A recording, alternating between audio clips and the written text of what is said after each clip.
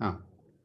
ఓం నమః పాణిని కాత్యాయన పతంజలిభ్యః శబ్ద విద్యా సంప్రదాయకర్తృభ్యః పరమఋషిభ్యో నమో మహద్భ్యో మునిభ్యో గురుభ్యః ఏనాక్షర సమామ్నాయం అధిగమ్య మహేశ్వరాత్ కృత్స్నం వ్యాకరణం ప్రోక్తం తస్మై పాణినయే నమః येन धौता गिरपुंसां विमलैः शब्दादिभिः तमश्चाज्ञानजं भिन्नं तस्मै पाणिनये नमः वाक्यकारं वररुचिं भाष्यकारं पतञ्जलिं पाणिनिं सूत्रकारं च प्रणतोऽस्मि मुनित्रयं गुरुर्ब्रह्मा गुरुर्विष्णुः गुरुर्देवो महेश्वरः गुरुः साक्षात् परं ब्रह्म तस्मै श्री गुरवे नमः.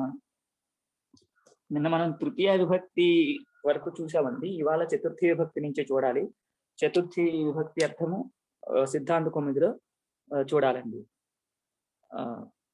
కర్మణ యమభిప్రేతి ససంప్రదానం సూత్రం చూడాలండి.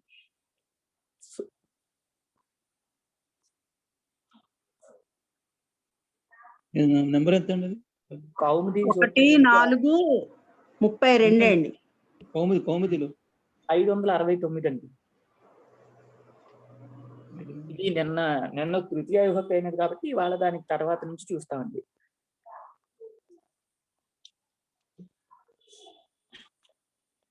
కర్మణ యమభిప్రైతి ససంప్రదానం అని అంటే కర్మ చేత యమభిప్రైతి దేన్నైతే పొందుతుందో అది సంప్రదానం అనే పేరుని పొందుతుంది.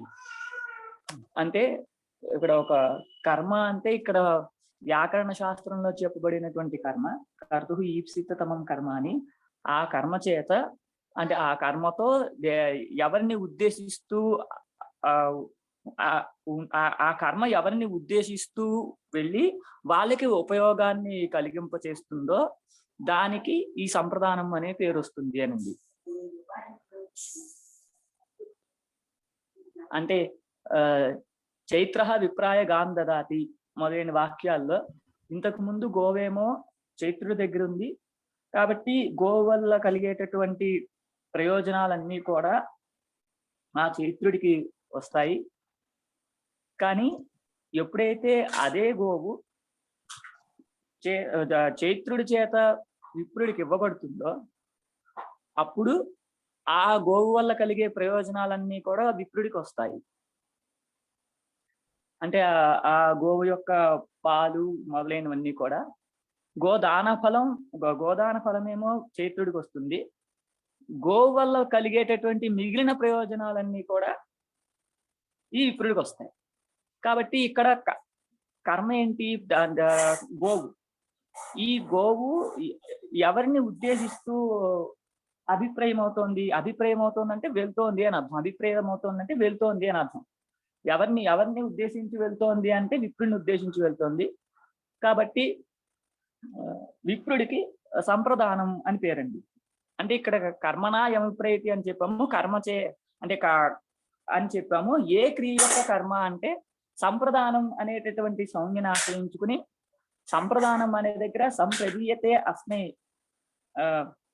అని ఉండడం వల్ల అక్కడ దాన క్రియ అనేది ఉన్నది. కాబట్టి దాన క్రియ ఎక్కడైతే ఉంటుందో అప్పుడు ఆ దాన క్రియలో ఉన్నటువంటి కర్మ ఏదైతే ఉందో ఆ కర్మ ఎవరినైతే పొందుతుందో వాళ్ళకి సంప్రదానం అనే పేరు వస్తుంది అని సూత్రార్థం వస్తుందండి. అదే అర్థం ఇక్కడ చెప్తున్నారు. దానస్య కర్మణ యమభిప్రేతి అంటే దాన క్రియలో ఉండేటటువంటి కర్మతో అంటే కర్మ చేత యమభిప్రేతి ఎవరినైతే పొందడం అనేది జరుగుతోందో సహా ఆ కారకం అనేది సంప్రదానం అనేటటువంటి పేరు కలిగింది అవుతుంది అని. అంటే దాన క్రియా ఉద్దేశ్యం అని అర్థం అండి. దాన క్రియా ఉద్దేశ్యం. ఇక్కడ క్రియ ఏమో దాన క్రియ, ఆ క్రియ యొక్క ఉద్దేశ్యమేమో గోవు, ఆ క్రియలో కర్మ గోవు, ఆ కర్మ ఎవరిని పొందుతోందో అతడు ఉద్దేశ్యుడు అనమాట. కాబట్టి విప్రుడు ఉద్దేశ్యుడు. ఇక్కడ సంప్రదానము అంటే దాన క్రియ ఉద్దేశ్యం అని అర్థం. కాబట్టి విప్రుడికి సంప్రదానం అనే పేరు వస్తే పైన చెప్పబోయే సూత్రం చేత చతుర్థి విభక్తి వస్తుంది, చతుర్థి సంప్రదాని అని. అప్పుడు విప్రాయ గాం దదాతి అని అవుతుంది.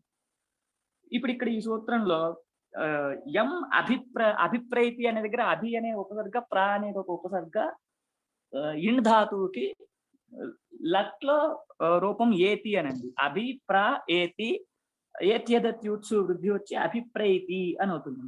అభిప్రైతి అంటే గచ్చతి అనే అర్థం. అంటే ఎవరిని ఉద్దేశిస్తూ వెళ్తుందో అని.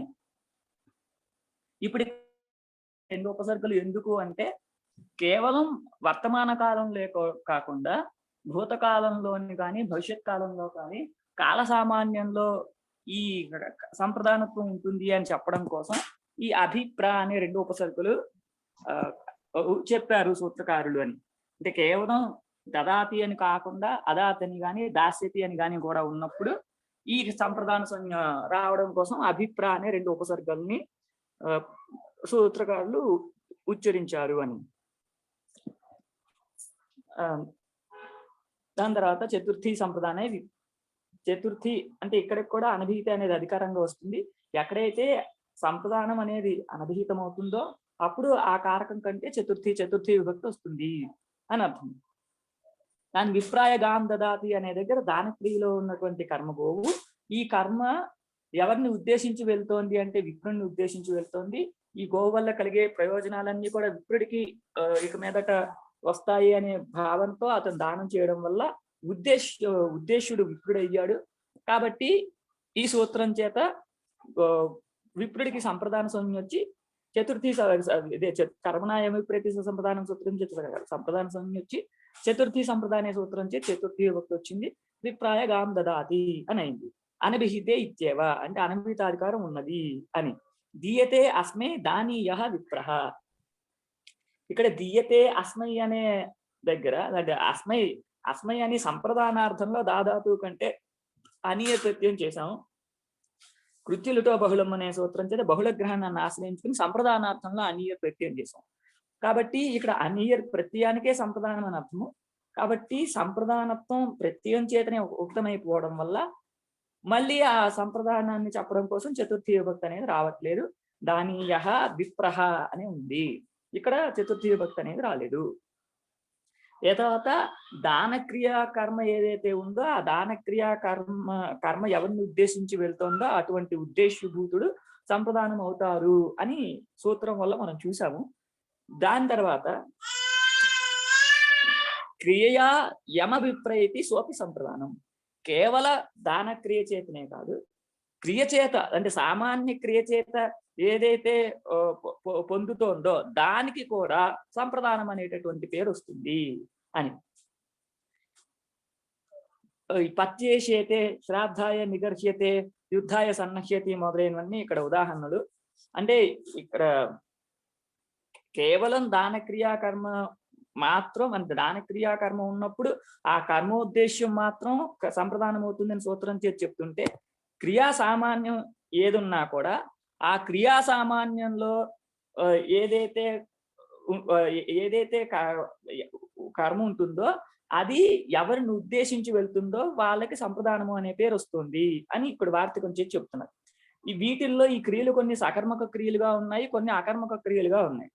ఈ సకర్మక క్రియల్లో అంటే శ్రాద్ధం నిగర్హ్యతే అనేదేమో అంటే శ్రాద్ధాయ నిగర్హ్యతే శ్రాద్ధం కర్మ. ఈ దానికి ఈ సూత్రం చేత అది ఈ వార్తిక సహకారం చేత సంప్రదాన సంజ్ఞ ఉండడం వల్ల చతుర్థి విభక్తి. అలాగే పత్యేషేతే అనేది శయనం అనేది అకర్మక ధాతువు. ఈ అకర్మక క్రియలో ఒక క్రియ చేత ఇంకొకరిని ఎవరినైతే పొందుతోందో దానికి కూడా సంప్రదాన సంజ్ఞ అని చెప్పడం వల్ల ఒక క్రియ ఏంటి, ఇక్కడ మొదటి క్రియ శయన క్రియ. ఈ శయన క్రియ ఉపసరణ క్రియ ద్వారా పతిని పొందుతోంది. కాబట్టి పతికి సంప్రదాన సంజ్ఞ వచ్చింది. సంప్రదాన సంజ్ఞ వస్తే చతుర్థి విభక్తి వచ్చి పత్యేషేతే అని అయింది. ఇక్కడ క్రియా సామాన్యంతో ఎప్పుడైతే ఉద్దేశత్వం ఉంటుందో అంటే అభిప్రాయం అనేది ఎప్పుడైతే ఉంటుందో అప్పుడు సంప్రదాన సంజ్ఞ వస్తుంది అన్నట్లయితే ఓదనం పచతి మొదలైన వాటిల్లో కూడా అక్కడ కూడా క్రియా సామాన్యం పచన క్రియ ఉన్నది కాబట్టి అక్కడ కూడా ఉద్దేశానికి సంప్రదాన సంజ్ఞ రావాలి కదా.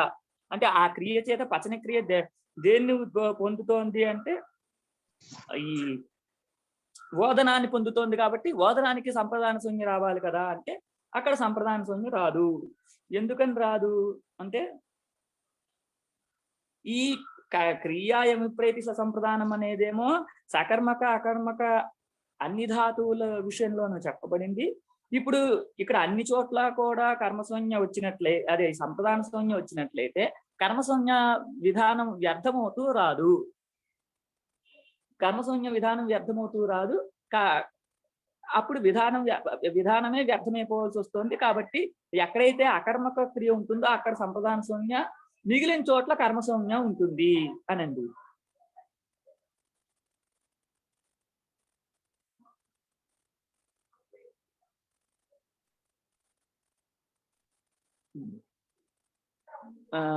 ఇక్కడ ఇంకొక విషయం అండి. ఇక్కడ క్రియాయమ విపరీత సంప్రదానం అనే వార్తికాన్ని తర్వాత భాష్యంలో ప్రత్యాఖ్యానం చేశారు. ఆ ప్రత్యాఖ్యానం చేయడం అంటే ఈ కర్మణాయమ విపరీత సంప్రదానం అనే దగ్గర కర్మపదమే క్రియను కూడా చెప్తుంది. ఎట్లా చెప్తుందంటే శాస్త్రంలో ఉభయగతి భవతి అని చెప్పి ఒక శాస్త్రంలో కర్మపదం చేత కర్తృప్సితమం కర్మ అని చెప్పబడినటువంటి కర్మ గ్రహించబడుతుంది. లోకంలో ప్రసిద్ధమైనటువంటి క్రియ కూడా గ్రహించబడుతుంది. కాబట్టి లోకంలో ప్రసిద్ధమైనటువంటి క్రియ కూడా కర్మణాయమ విప్రేతి అనే దాని చేతనే గ్రహించబడితే వార్తికం అక్కర్లేదు. ఇలా చెప్పినా కూడా ఒక క్రియ చేత ఇంకొక క్రియలో ఎలా కర్మ అవుతుంది అనే ప్రశ్న వస్తుంది. ఒక క్రియ ఇంకొక క్రియలో కర్మ ఎలా అవుతుంది అంటే మనకి క్రియా లక్షణం ఇక్కడ కొంచెం చూడాల్సి వస్తుందండి. అంటే క్రియా లక్షణం ఏం చెప్తారంటే గుణభూతై అవయవై సమూహ క్రమజన్మన బుద్ధ్యా ప్రకల్పితాభేద క్రియేతి వ్యపదిశ్యతే అని క్రియా లక్షణం చెప్పారండి. క్రియ అంటే ఏంటంటే అనేకములైనటువంటి అవాంతర వ్యాపారముల యొక్క సమూహము. ఆ అవాంతర వ్యాపార సమూహంలో అనేక అవాంతర వ్యాపార సమూహంలో వాటిని మనం ఒక అభేదంగా వివక్ష చేస్తే దాన్ని క్రియ అని దాన్ని అంటాము అని. అంటే ఉదాహరణకి పచతి అనే దగ్గర పాకక్రియ ఉంది. ఈ పాకక్రియ జరగాలంటే ఇంకా చాలా అవాంతర వ్యాపారాలు జరగాలి. చాలా అవాంతర వ్యాపారాలు అంటే బియ్యం తీసుకోవడం నుంచి కడగడము, తర్వాత అగ్నిని రగిలించడము, ఒక గిన్నెలో బియ్యాన్ని పెట్టడము, దాన్ని మళ్ళీ పెట్టడము, అది అన్నం ఉడుకుతోందా లేదా అని చూడడము, ఇటువంటి అవాంతర వ్యాపారాలు చాలా ఉంటాయి. ఇలా చాలా వ్యాపారాలు ఉన్నప్పటికీ కూడా మనం అన్ని వ్యాపార సమూహాన్ని ఒక అభేదంగా ఎటువంటి భేదం లేకుండా వివక్ష చేసి వ్యవహరిస్తాం. పాకం అంటే ఇన్ని మధ్యలో ఉండేటటువంటి ఇన్ని క్రియాకలాప సమూహము అని మనం చెప్తాం. ఇట్లా ఎక్కడైతే అనేక అవాంతర వ్యాపారాలు కలిగి అనేక అవాంతర క్రియలు కలిగి ఉన్నటువంటి ఒక బుద్ధి చేత ఏకరూపంగా చెప్పబడేటటువంటిది ఏదైతే ఉంటుందో అది క్రియ. కాబట్టి ఈ క్రియలో దాని ముందు ఇంకొక వ్యాపారము, దానిలో ఇంకొక వ్యాపారము, దానిలో ఇంకొక వ్యాపారము, అలాగా ఒక క్రమ రూపంలో వ్యాపార సమూహం అనేది ఉంటుంది. ఈ వ్యాపార సమూహంలో పూర్వ వ్యాపారం తర్వాత వ్యాపారంలో ఉద్దేశ్యం అవుతుంది. పూర్వ వ్యాపారం తర్వాత వ్యాపారంలో ఉద్దేశ్యం అవడం వలన ఈ క్రియలన్నీ కూడా క్రియోద్దేశ్యాలుగానే ఉన్నాయి. కాబట్టి ఈ కర్మణాయమ విప్రేతి అనే వార్తకం అక్కర్లేదు అని చెప్తారు. పత్యేషేతే అర్థమైందండి అందరికీ? ఇది క్రియా యమవిప్రేతి సోపి సంప్రదానం పత్యేషేతే అంటే ఇక్కడ క్రియ చేత అభిప్రేయనం అనేది ఉన్నది. అంటే పతిని ఉద్దేశించి వెళ్ళడం అనేది ఉన్నది ఉపసరణ క్రియ ద్వారా. కాబట్టి ఇక్కడ పతికి సంప్రదాన సంజ్ఞ వచ్చింది. ఇంతకు ముందేమో ద్రవ్యోద్దేశం అండి, ఇప్పుడు క్రియోద్దేశం. ఇందాక విప్రాయ గాం దదాతి అనేదేమో ద్రవ్యోద్దేశం, ఒక ద్రవ్యం విప్రుణ్ణి పొందుతోంది. ఇప్పుడేమో ఒక క్రియ ద్వారా పతిని పొందుతోంది అని, ఉపసరణ క్రియ ద్వారా. కాబట్టి పతికి సంప్రదాన సంజ్ఞ వచ్చింది అని.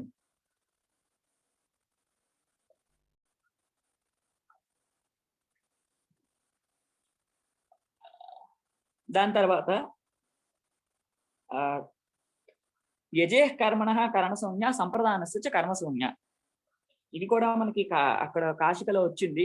యజే అంటే యజుధాతువుకి సంబంధించినటువంటి కర్మకి కరణసౌజ్ఞ, సంప్రదానస్య కర్మసౌజ్ఞ, సంప్రదానానికి కర్మసౌజ్ఞ వస్తాయి అని. పశునా రుద్రం యజతే అను. పశునా రుద్రం యజతే అనే దగ్గర కర్మకేమో కరణ సౌజ్ఞ, అంటే కర్మ ఏంటి పశువు. ఈ పశువుకి కరణ సౌజ్ఞ వస్తే కరణ సౌజ్ఞను ఆశ్రయించుకుని తృతీయ విభక్తి వచ్చింది పశునా అనేది. సంప్రదానస్య కర్మ సౌజ్ఞ, సంప్రదానమేమో రుద్రుడు. ఆ సంప్రదానానికి కర్మ సౌజ్ఞ రావడం వల్ల కర్మని ద్వితీయ సూత్రం చేత ద్వితీయ విభక్తి వచ్చింది, రుద్రం అనేది. పశునా రుద్రం యజతే అంటే ఈ పశునా అనే దానికేమో పశుం అని అర్థము, రుద్రం అనే దానికేమో రుద్రాయ అని అర్థం. కాబట్టి పశుం రుద్రాయ దదాతి అంటే యజే అనే దాని యజధాతువుకి దానార్థాన్ని అంగీకరించి చెప్పినటువంటి అర్థం అన్నమాట. పశుం రుద్రాయ దదాతి ఇత్యర్థః.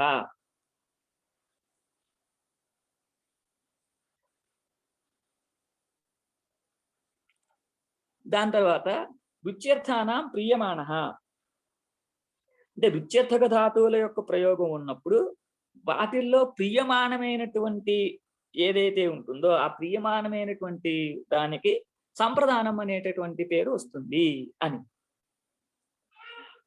ఆ రుచ్యర్థానాం ధాతూనాం ప్రయోగే ప్రియమాణోర్థః సంప్రదానం స్యాత్. ఇంతకీ రుచ్యర్థానాం అంటే రుచితో సమానమైనటువంటి అర్థం కలిగినవి అని అర్థం. అసలు రుచి అంటే ఏంటి, రుచి అనేది ఏంటి అని తెలిస్తే దాంతో సమానమైనటువంటి అర్థం కలిగినవి అని తెలుస్తుంది. కాబట్టి రుచి అంటే ఏంటి అంటే అన్యకర్తృకోభిలాష రుచి అంటే తను కర్తగా లేనటువంటి ఏదైతే ఇచ్చ ఉందో అది రుచి. ఆ రుచిలో తను కర్తగా ఉండకూడదు, వేరే వాళ్ళు కర్తగా ఉండాలి. తద్భిన్నం అంటే మనం ఎవరి యొక్క ఇచ్చ గురించి చెప్తున్నామో వాళ్ళకంటే వేరే వాళ్ళు కర్తగా ఉండాలి.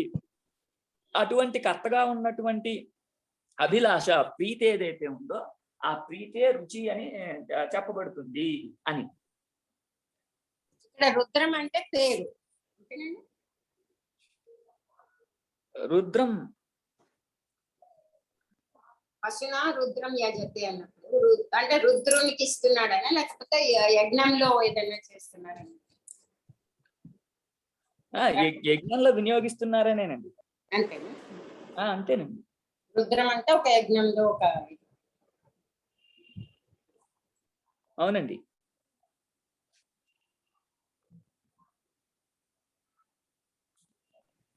రుద్రం అంటే రుద్రునికి అనుకోవచ్చేమో కదండి. రుద్రుణ్ణి ఉద్దేశించి అండి.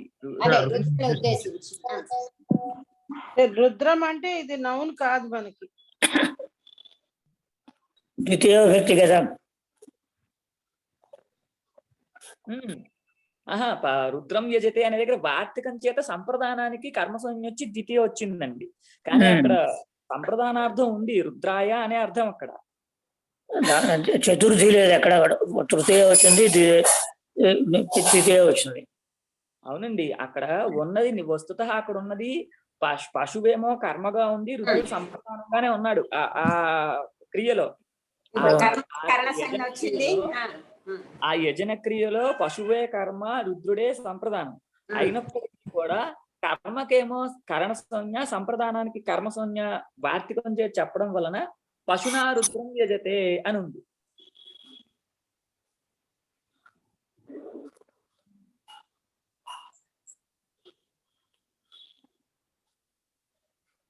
దమయంతి గారు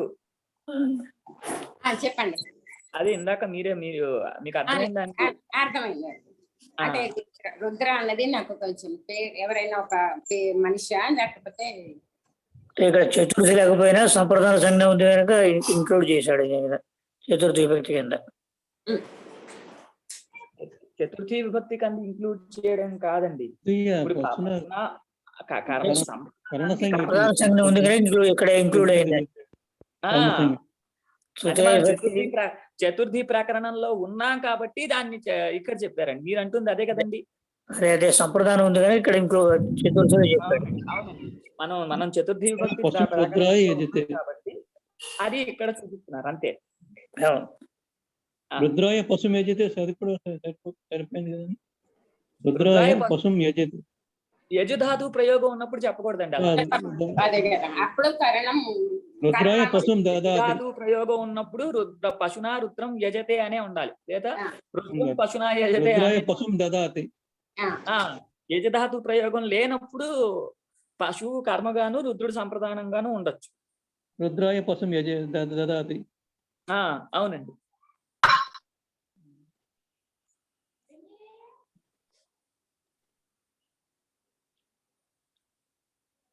దాని తర్వాత ఈ రుచ్యర్థానం ప్రియమాణ అనే దానికి అర్థం చూస్తున్నామండి.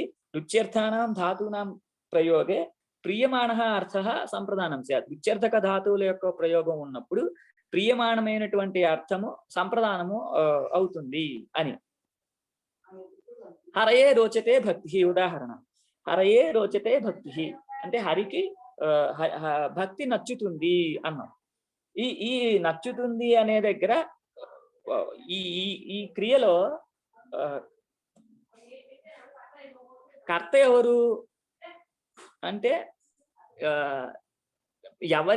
ఎవరికైతే నచ్చుతుందో వాడికంటే వేరేవాడు. ఇక్కడ హరికి భక్తి నచ్చుతుంది అనే దగ్గర నచ్చడంలో కర్త ఏమో భక్తి. ఆ ఎవరికి నచ్చుతుంది అంటే ఆ అభిలాష కలిగిన వాడు ఈ హరి అండి.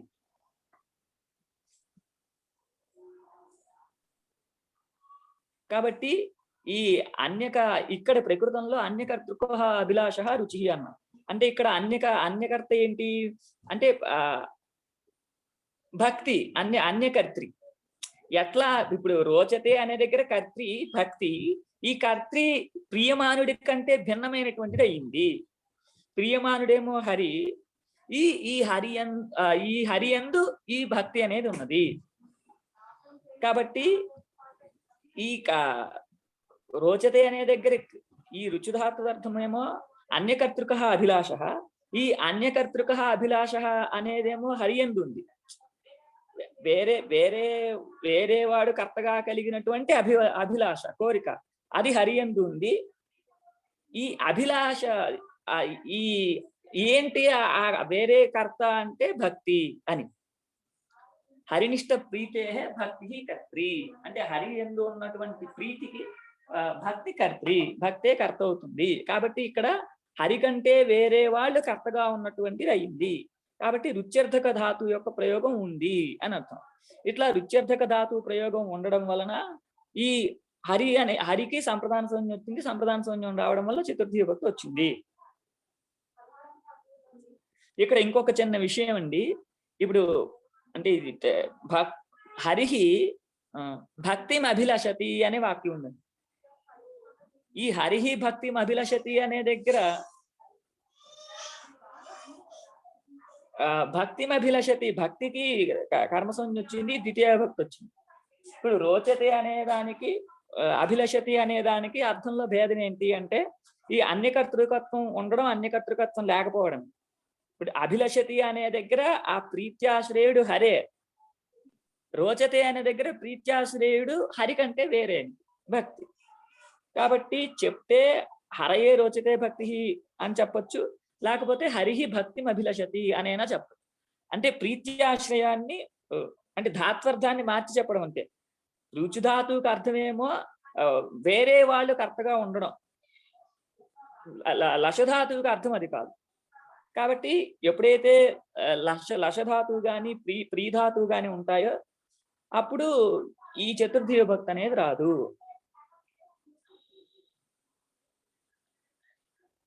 హరిహి భక్తిం అభిలషతి, హరిహి భక్తిం ప్రీణాతి అని కూడా చెప్పుకోవచ్చు. ఈ ప్రీధాతువు కానీ లషధాతువు కానీ ఈ వేరే వాళ్ళు కర్తగా కలిగినటువంటి అర్థం అనేది లేదు. ఎందుకు లేదు అంటే వ్యవహారం అంటే లోకంలో ఈ వ్యవహారం క్రియ యొక్క వ్యవహారం అలా ఉండడం వల్ల లేదు అని. దాని తర్వాత ప్రియమాణ కిం దేవదత్తాయ రోచతే మోదక పథి. ఇక్కడ దేవదత్తాయ రోచతే మోదక అనే దగ్గర రుచ్యర్థకమైనటువంటి ధాతువు యొక్క ప్రయోగం ఉంది. ఇక్కడ రుచ్యర్థకమైనటువంటి ధాతువు అంటే వేరే వాళ్ళు కర్తగా కలిగినటువంటి ఈ అభిలాష, ఆ అభిలాష అనేది ఇక్కడ ఉన్నది. ఈ అభిలాషలో కర్త ఏమో మోదకము, ప్రియమానుడేమో దేవదత్తుడు. కాబట్టి దేవదత్తుడికి సంప్రదాన సంజ్ఞ వచ్చింది, చతుర్థి విభక్తి వచ్చింది. ప్రియమానుడికే సంప్రదాన సంజ్ఞ వస్తుంది అని చెప్పకపోయినట్లయితే విచ్ఛేదక ధాతువు యొక్క ప్రయోగం ఉన్నప్పుడు ఏ కారకానికైనా సంప్రదాన సంజ్ఞ వస్తుంది అనే అర్థం వచ్చేది. అప్పుడు పతి అనే దగ్గర పతికి కూడా మార్గానికి కూడా సంప్రదాన సంజ్ఞ అనేది వచ్చేది. దాన్ని వారించడం కోసం ప్రియమానః అని చెప్పాలి. ప్రియమానః అని చెప్తే ఆ విచ్ఛేదక ధాతువు యొక్క ప్రయోగం ఉన్నప్పుడు ఎవడైతే ఇష్టపడేటటువంటి వాడు ఉంటాడో అతనికే సంప్రదాన సంజ్ఞ వస్తుంది అని చెప్పడం వలన పతి మార్గానికి ఈ ప్రియమానత్వం లేదు కాబట్టి ఈ సంప్రదాన సంజ్ఞ రాదు అని చెప్పడం కుదురుతుంది. శ్లాఘం స్థాసపాం నీప్స్యమానః. ఈ శ్లాఘ నును స్థా షప్పు మొదలైనటువంటి ధాతువుల యొక్క ప్రయోగం ఉన్నప్పుడు నీప్స్యమానుడు ఎవరైతే అవుతారో అతనికి కూడా సంప్రదానము అనేటటువంటి పేరు వస్తుంది అనండి.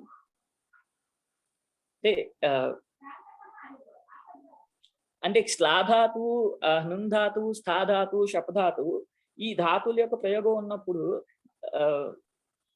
ఎవరిని ఉద్దేశించి ఈ శ్లాఘ అనేది ఉంటుందో, అంటే ఎవరిని ఉద్దేశించి ఈ అపనయనంలా ఉంటుందో, ఎవరిని ఉద్దేశించి ఉండడం అనేది ఉంటుందో, ఎవరిని ఉద్దేశించి శపించడం అనేది ఉంటుందో వాళ్ళకి ఈ సంప్రదాన సంజ్ఞ అని. అంటే కేవలం శ్లాఘం కానీ ఒకళ్ళని అపనయనం పంపించడం కానీ లేకపోతే ఒకళ్ళ గురించి ఉండడం కానీ శపనం కానీ ఎందుకు ఉంటాయంటే ఒక విశేషార్థాన్ని చెప్పడం కోసం ఉంటాయి. శ్లాఘనం చేస్తున్నాము అంటే ఒక వేరే విశేషం ఎప్పుడైతే ఉంటుందో అప్పుడు మాత్రమే ఈ సంప్రదాన సంజ్ఞ వస్తుంది. కేవలం శ్రవణం చేస్తున్నాము, ఎటువంటి వాంఛ లేకుండా, ఎటువంటి పొందాలి అంటే ఇక్కడ ఇంకొకటి ఎక్స్పెక్టెన్సీ ఏమి లేకుండా ఉంటుందో అప్పుడు ఈ సంప్రదాన సంజ్ఞ అనేది రాదు. ఎప్పుడైతే ఈ శ్లాఘనం ద్వారా మనం ఇంకొకటి పొందాలి అనుకుంటామో అప్పుడు మాత్రమే ఈ సంప్రదాన సంజ్ఞ అనేది వస్తుంది.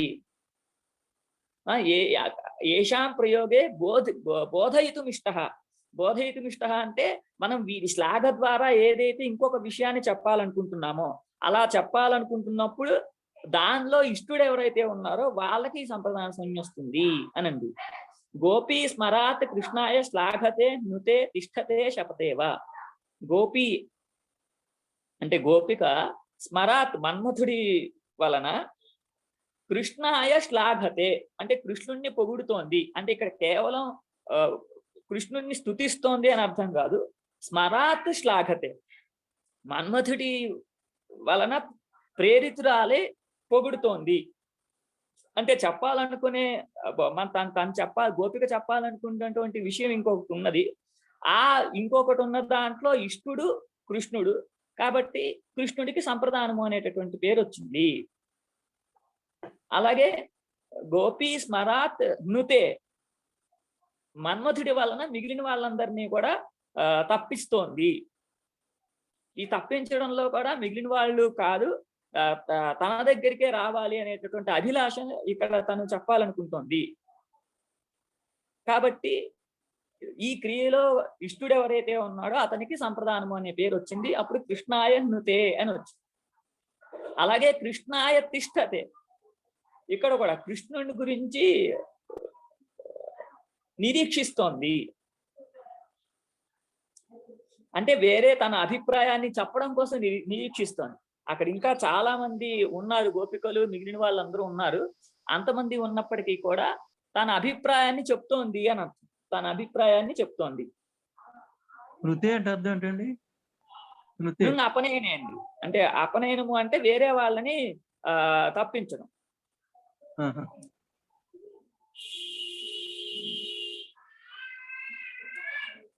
ఒక్క నిమిషం అండి.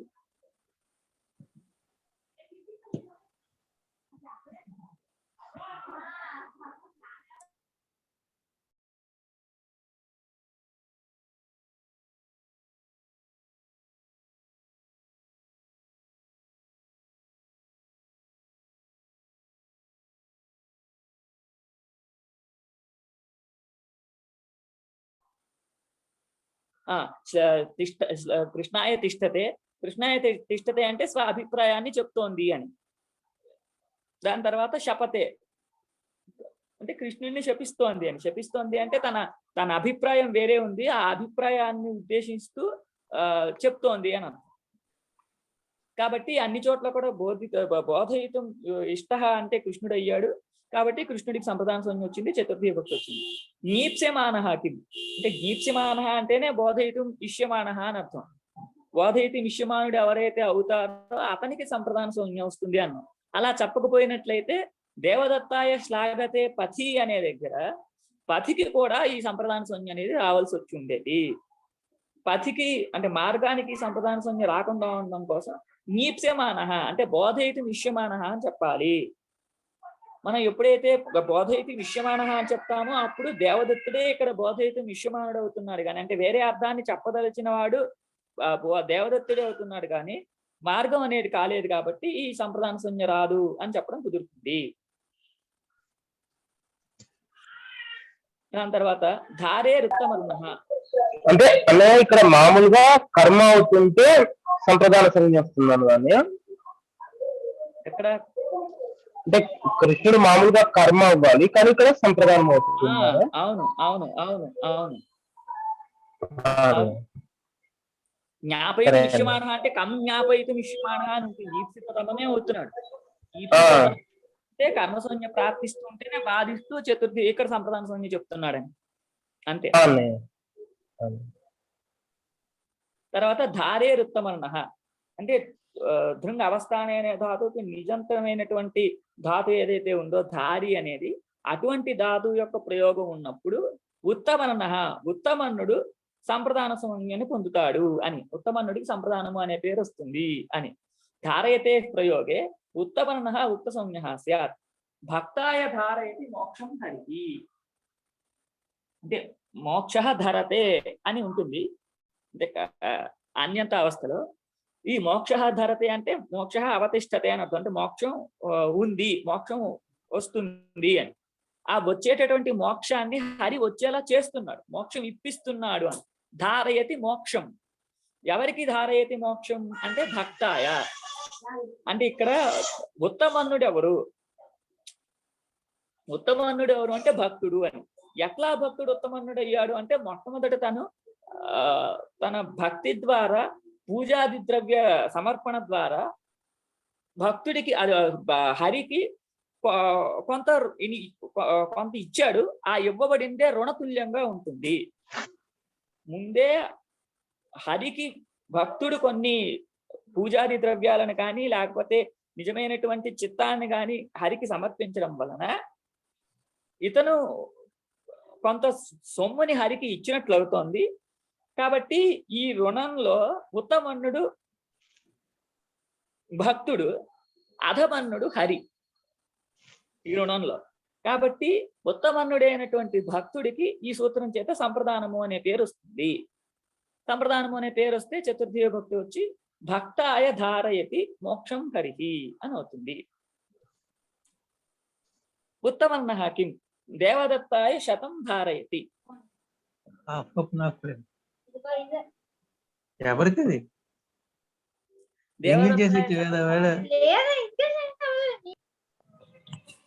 అంటే రుణదాత రుణం ఇచ్చేవాడు తీసుకునేవాడు అని ఎవరికి బాకీ ఉన్నాడో ఉత్తమర్ణ అంటే ఉత్తమం రుణం యస్య అనండి, లేదా అంటే రుణే ఉత్తమ అని రెండు రకాలుగా విగ్రహవాక్యం చెప్పారు. ఉత్తమం రుణం యశస అనా లేకపోతే రుణే ఉత్తమ ఏది చెప్పినా కూడా ఉత్తమ రుణ అధమ రుణ అంతే అంతే. అంటే అక్కడ ఇవ్వడం వల్ల అతనికి వడ్డీతో సహా ఇంకా ఎక్కువ వస్తుంది, రిటర్న్స్ ఎక్కువ వస్తుంది, అందుకని అతను అలా అర్థం చేసుకోవచ్చా అండి? అంటే అంతేనండి. అవునండి అవునండి. తీసుకున్న వాడైతే ఎక్కువ ఇవ్వాలి కదా, వడ్డీ కూడా ఇవ్వాలి కదా. అవునండి అవునండి. ఇప్పుడు భక్తుడు మా పూజ అవి అన్ని ఇన్వెస్ట్మెంట్, అతనికి మోక్షం అన్నది అదన్నమాట. ఓకే.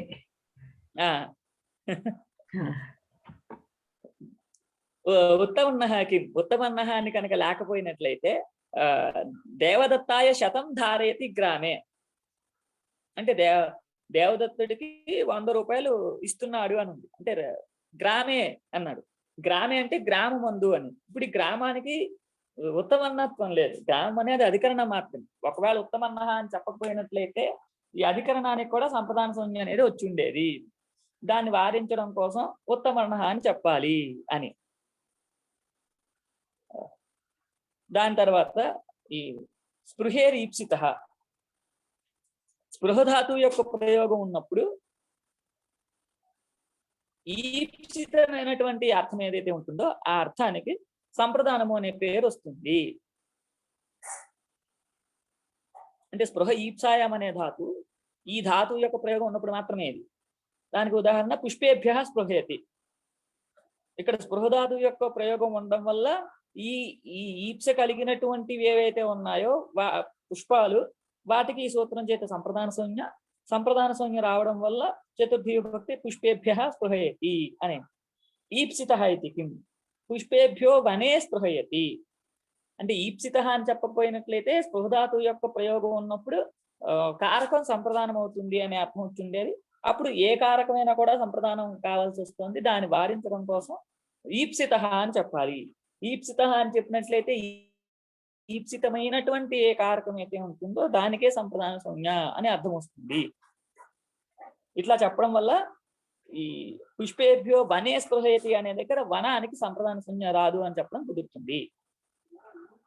ఈప్సిత మాత్రే ఇయం సౌమ్య. ఈప్సితం మాత్రం అంటే ఎక్కడైతే కేవలం ఈప్సితత్వం అనేది ఉంటుందో అక్కడ మాత్రమే ఈ సంప్రదాన సంజ్ఞ వస్తుంది. ప్రకర్ష వివక్షాయాంతు పరత్వాత్ కర్మ సౌమ్య.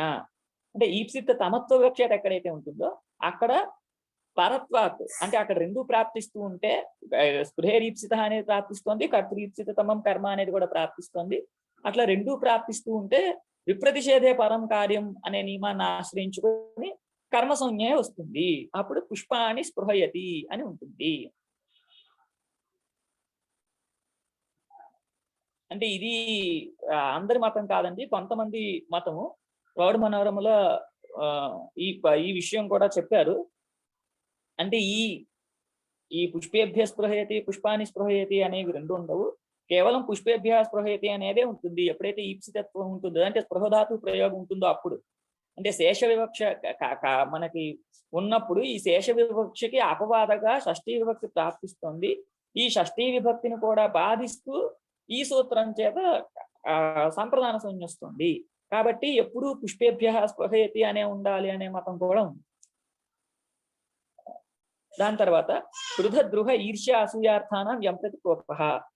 అంటే క్రుధ ద్రుహ ఈర్ష్య అసూయ మొదలైనవి అర్థాలుగా కలిగినటువంటి ధాతువుల యొక్క ప్రయోగం ఉన్నప్పుడు వ్యంప్రతి కోప అంటే ఎవరి మీదైతే కోపం ఉంటుందో వాళ్ళకి సంప్రదానము అనేటటువంటి పేరు వస్తుంది. క్రుద్యాద్యర్థానాం ప్రయోగే వ్యంప్రతి కోప సహ ఉక్త సంజ్ఞ స్యాత్. హరయే క్రుధ్యతి. హరయే క్రుధ్యతి అంటే కశ్చిత్ రాక్షస, రాక్షసుడు హరిని అంటే హరి యందు క్రోధం కలిగి ఉన్నాడు. అంటే హరిని క్రోధిస్తున్నాడు. క్రోధిస్తున్నాడు అంటే బాలే,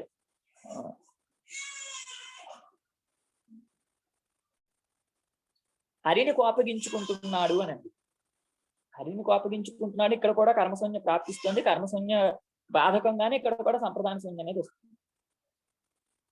హరయే కృధ్యతి, హరయే దృహ్యతి, హరయే ఈర్ష్యతి, హరయే అసూయతి అని.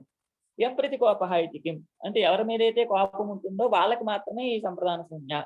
ఒకవేళ అలా చెప్పకపోయినట్లయితే ఎవరి మీదైతే కోపం ఉంటుందో వాళ్ళకే కాదు, ఈ ధాతువుల యొక్క ప్రయోగం ఉన్నప్పుడు ఆ కారకం సంప్రదానం అయిపోతుంది అనే అర్థం ఉండేది.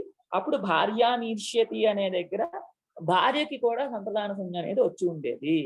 కానీ భార్యామీర్ష్యతి అనే దగ్గర అతనికి కోపం భార్య మీద కాదు, ఆ భార్యని చూసేటటువంటి పరుల మీద. కాబట్టి అక్కడ సంప్రదాన సంజ్ఞను వారించడం కోసం వ్యంప్రతి కోప అని చెప్పాలి. అలా చెప్పినప్పుడు భార్యామీర్ష్యతి మొదలైన వాటికి సంప్రదాన సంజ్ఞ అనేది ఉండదు అని. వ్యంప్రతి కోప హైతికి భార్యాం ఈర్ష్యతి మాయేనాం అన్యః ద్రాక్షీదితి. అంటే వేరే వాళ్ళు ఎవరు ఈమెను చూడకుండుగాక అని, అందువల్ల అతనికి ఈర్ష్య ఉన్నది అని.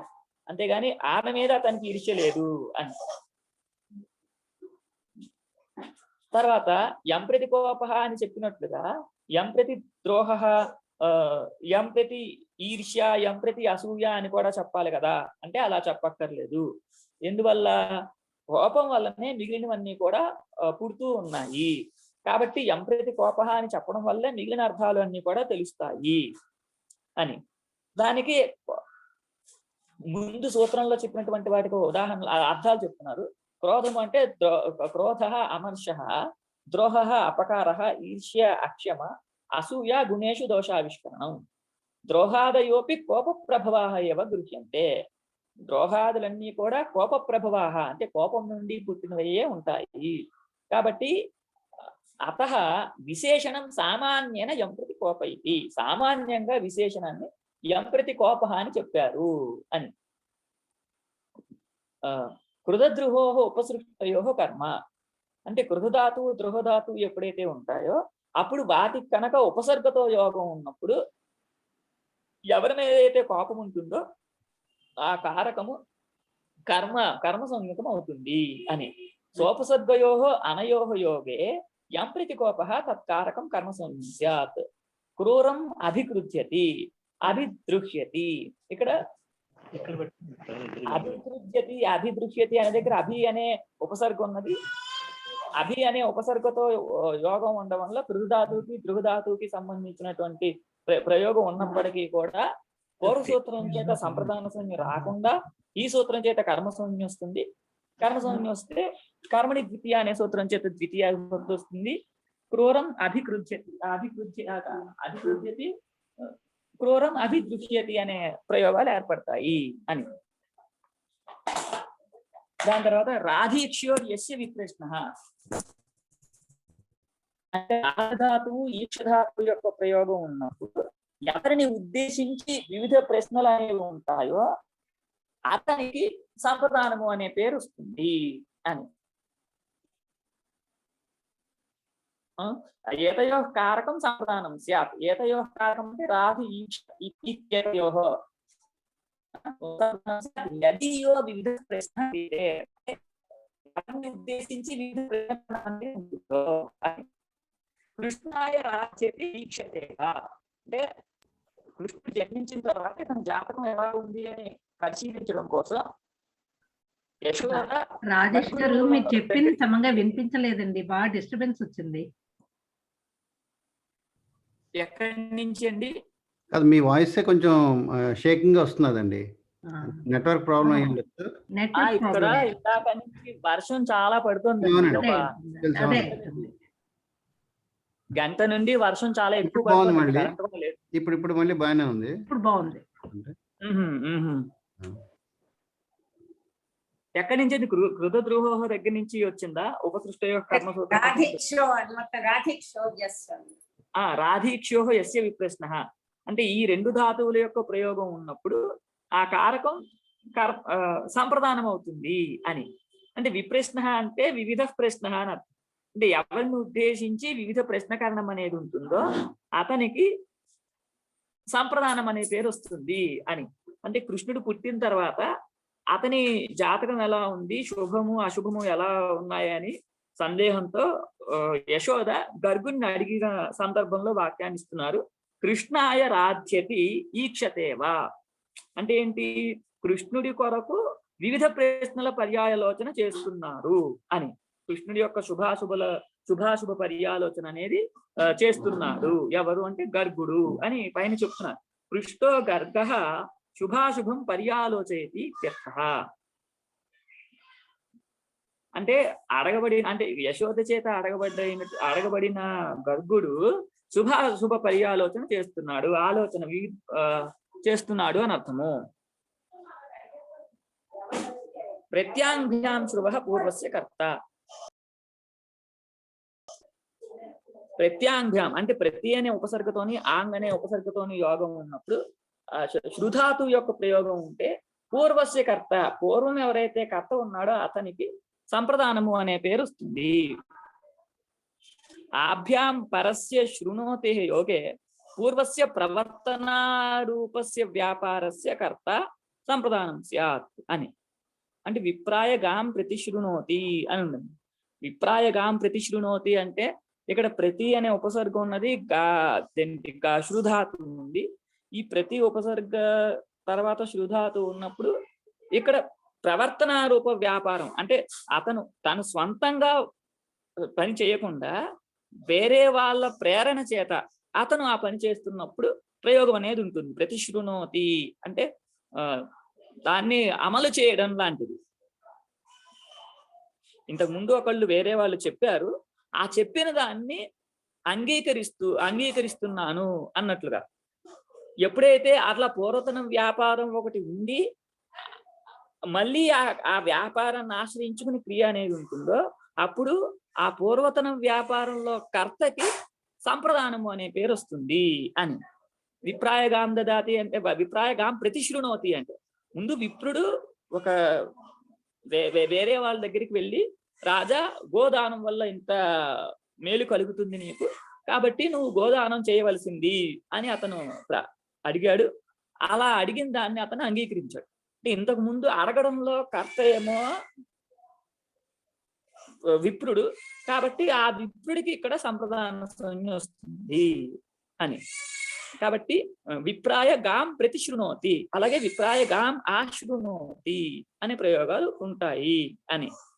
విప్రేణ మహ్యం దేహీతి ప్రవర్తిత ప్రతిజానీతే ఇత్యర్థః. అంటే నువ్వు నాకు గోవుని ఇవ్వు, దీనివల్ల ఇన్ని ప్రయోజనాలు నీకు కలుగుతాయి అని చెప్పడం వలన అతడు అంగీకరించి ఆ గోవుని ఇస్తున్నాడు అని అర్థము. అంటే అంగీకరించడానికి ఒప్పుకున్నాడు అని. వాగ్దానం అనే కదండి అక్కడ గురుగారు, రాజేష్ గారు అక్కడ వాగ్దానం అని చెప్పారు కదా కిందటిసారి మీరు. అవునండి, అంటే ఇస్తున్నాడు అంటే గోవుని. అవునండి. అంటే ముందు వాగ్దానం తీసుకోబడిన అంటే పూర్వశకర్త అంటే ముందుగా వాగ్దానం తీసుకున్నాడు, తర్వాత అది పొందాడు అని కాదండి. ముందు విప్రుడు నాకు గోవుని ఇవ్వు అని అడిగాడు. ఈ అడగడంలో కర్త విప్రుడు. ఆ విప్రుడికి ఇప్పుడు సంప్రదాన సంజ్ఞ. విప్రాయ గాం దదాతి అంటేనేమో విప్రుడు తనంతటి తానే సొంతంగా గోవుని దానం చేస్తున్నప్పుడు ప్రయోగం. ఇప్పుడు విప్రాయ గాం ప్రతిశృణోతి అంటే ముందు విప్రుడి చేత అడగబడ్డవాడై తర్వాత ఆ క్రియని పూర్తి చేస్తాను అని చెప్పడం, అంగీకరించడం. ముందు విప్రుడు అడిగాడు. అవునండి. పూర్వపు క్రియ ఒకటి ఉంది. పూర్వం కర్త ఉన్నది, ఆ పూర్వ కర్తలో క్రియ కూడా ఒక కర్త ఉన్నాడు. ఆ కర్తలో ఉన్నటువంటి క్రియకి ఈ సూత్రం చేత సంప్రదానం అని పేరు. ఆ క్రియలో ఉన్న కర్తకి ఈ సూత్రం చేత సంప్రదానము అని పేరు. ఇంతకు ముందు ఉన్న క్రియ దేహి అని అడిగినటువంటి అదేంటి ప్రవర్తనారూప క్రియ, అంటే నువ్వు నాకు ఇవ్వు అని. ఈ క్రియలో కర్త విప్రుడు, కాబట్టి విప్రుడికి సంప్రదానం అనే పేరు వచ్చింది అని. అనుప్రతి గృణశ్చ అంటే అనుప్రతి అనేటటువంటి రెండు ఉపసర్గలు పూర్వంగా ఉన్నటువంటి గృధాతువు ఎప్పుడైతే ఉంటుందో అటువంటి గృధాతువు యొక్క ప్రయోగం ఉన్నప్పుడు అంటే ఇంతకు ముందు ఎవరైతే కర్త ఉన్నాడో ఆ కర్త మళ్ళీ సంప్రదానము అనే పేరుని పొందుతాడు అని చెప్తున్నారు. అంటే అదే కర్తకి సంప్రదానం వస్తుందని ఈ సూత్రం చేత కూడా చెప్తున్నారు అని. హోత్రే అనుగృణాతి, హోత్రే ప్రతిగృణాతి. అంటే అనుగృణాతి అనే దగ్గర అను అనే ఉపసర్గతో గృధాతు ఉన్నది, ప్రతిగృణాతి అనే దగ్గర ప్రతి అనే ఉపసర్గతో గృ అనే ధాతు ఉన్నది. ఈ రెండు ధాతువుల యొక్క ప్రయోగం ఉండడం వలన పూర్వ వ్యాపారంలో ఉన్నటువంటి కర్త హోత, ఆ హోతకి సంప్రదానము అనే పేరు వస్తుంది. సంప్రదానం అనే పేరు వస్తే చతుర్థి విభక్తి వచ్చి హోత్రే ప్రతిగృణాతి. హోత ప్రథమం సంశతి అంటే ముందు హోత ఒక స్థుతిని చేస్తారు, అలా చేసిన తర్వాత అధ్వర్యు తను ప్రోత్సాహయతి అంటే అధ్వర్యు అతన్ని ప్రోత్సహిస్తాడు అని. అంటే పూర్వ వ్యాపారంలో ఉన్నటువంటి కర్త అయినటువంటి హోతకి ఇక్కడ అను అనే ఉపసర్గపూర్వక గృధాతు ఉపయోగం ఉన్నప్పుడు సంప్రదాన సంజ్ఞ వస్తుంది. అదే మీరు ఇక్కడ హోత ముందుగా మంత్రాన్ని ఉచ్చరిస్తారు అవునండి అని చెప్పి తర్వాత ఇతరులు అందరూ ప్రోత్సహిస్తారు, అంటే వాళ్ళతో చదవడం అని. అంటే ముందు ఒక క్రియ అనేది హోత అధ్వర్యు ఇద్దరు ఉంటారండి. అందులో ఒకళ్ళు క్రియాకలాపం చేస్తారు, ఒకళ్ళు మంత్రం ఉచ్చారణ చేస్తారు. దాంట్లో క్రియాకలాపం అయిపోయిన తర్వాత మంత్రాన్ని చెప్పడం కోసం ప్రోత్సహిస్తున్నాడు అని. అది కూడా కానీ యజ్ఞయాగాది క్రతువుల్లో ఇద్దరు కలిపి కొన్ని మంత్రాలు అవునండి. చెప్పాల్సినటువంటి కొన్ని సందర్భాలు కూడా ఉంటాయండి. అది కొన్ని సందర్భాన్ని బట్టి మనం తీసుకోవాల్సి వస్తుంది.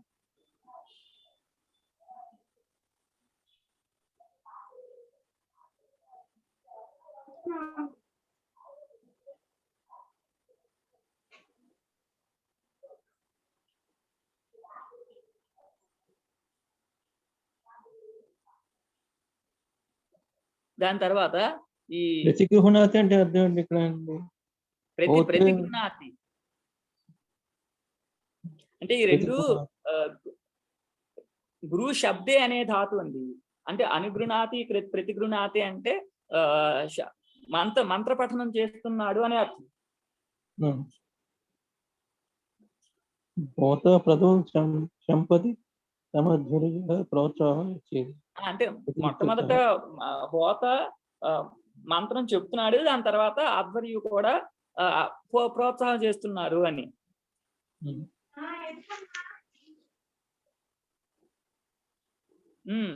అంటే ఒక మంత్రం చెప్పిన తర్వాత ఇంకా తర్వాత మంత్రం కూడా చెప్పు అని ప్రోత్సాహం చేస్తున్నారు. ప్రోత్సాహం చేస్తున్నారు. హోతానే హోతాకి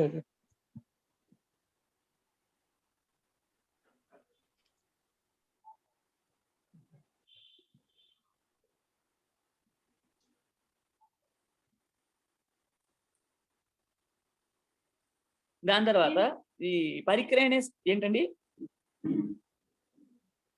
ప్రభాకర్ రాజు గారు ఏదో అడుగుతున్నారండి మీరు. ఇంకేం లేదు. పరిక్రయణే సంప్రదానం అన్యతరస్య అంటే పరిక్రయణం అనే అర్థం ఉన్నప్పుడు వికల్పంగా సంప్రదానం అనే పేరు వస్తుంది. పరిక్రయణము అంటే ఏంటంటే నీతకాలం భృత్యా స్వీకరణం అని.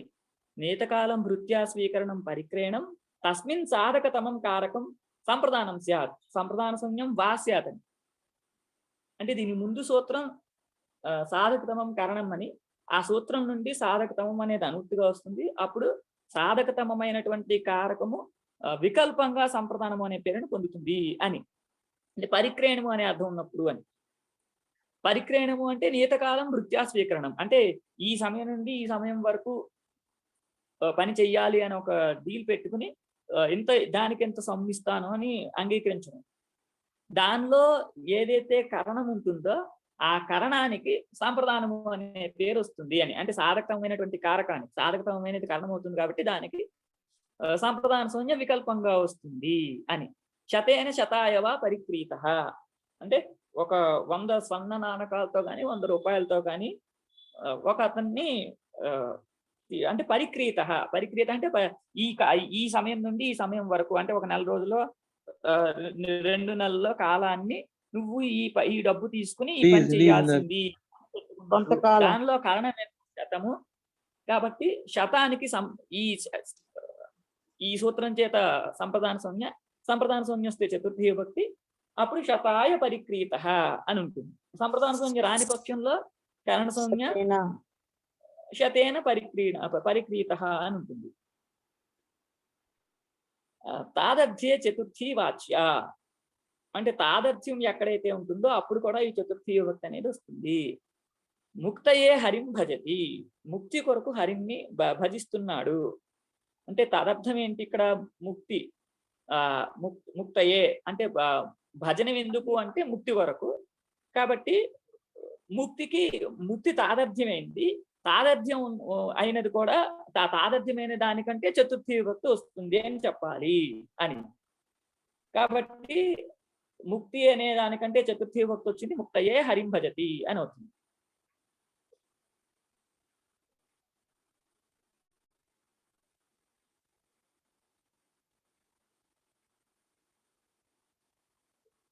దాని తర్వాత క్లుపి సంపద్యమానే అంటే తాదర్థ్యం అనేది ఎక్కడైతే ఉంటుందో అప్పుడు చతుర్థి విభక్తి వస్తుంది అనమ్మా. అంటే తాదర్థ్యం ఉన్నప్పుడు తాదర్థ్యం అంటే తదర్థస్య భావ తాదర్థ్యం అని అర్థం. తదర్థము అంటే తస్మై ఇదం తదర్థం అని. తస్మై ఇదం తదర్థం తదర్థస్య భావ తాదర్థ్యం అని అర్థం. తస్మై ఇదం అంటే దాని కొరకు ఇది అని, దాని కొరకు ఇది అని అర్థం. దాని కొరకు ఇది అనే అర్థంలో ఏదైతే తాదర్థ్యాన్ని అంటే తాదర్థ్యం అయ్యిందో ఆ తాదర్థ్యమైనటువంటి ప్రాతిపదిక కంటే చతుర్థి విభక్తి వస్తుంది అని. అంటే ఉపకార్యోపకారక భావ సంబంధము ఏంటండి? ఉపకార్యోపకారక భావ సంబంధము ఇస్తారు కదండి అక్కడ. అవునండి. అంటే ఉపకార్యోపకారక భావ సంబంధం ఎక్కడైతే ఉంటుందో అయినప్పుడు తాదర్థ్య చతుర్థి. అంటే మీ కౌముది మూలంలో ఉపకార్యోపకార భావ సంబంధం అలా ఉండదు కదా, లేదు కదా. అంటే ఉపకార్యమునకు తాదర్థ్య వస్తుంది అని చెప్పారు. అవునండి. ఉపకార్యం ఏదైతే ఉంటుందో ఆ ఉపకార్యం కంటేనే వస్తుంది. అవునండి. అంటే ముక్తే హరిం భజతి అనే దగ్గర భజనం అనేదేమో ఉపకారకము, ఉపకార్యమేమో ముక్తి. కాబట్టి ముక్తి అయినటువంటి ఉపకార్యం కంటే చతుర్థి విభక్తి వస్తుంది అని. అప్పుడు ముక్తయే గచ్చతి, పరీక్షాయే లిఖతి, ఇట్లా ఇవన్నీ తాదర్థ్య.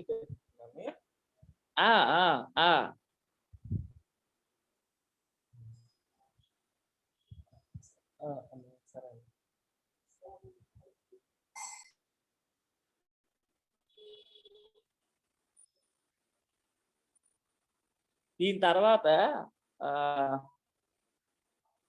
క్లుపి సంపద్యమానేచ, క్లుపు ధాతువు యొక్క ప్రయోగం ఉన్నప్పుడు సంపద్యమానమైనటువంటిది ఏదైతే ఉంటుందో ఆ ప్రాతిపదిక కంటే ఈ చతుర్థి విభక్తి వస్తుంది అని.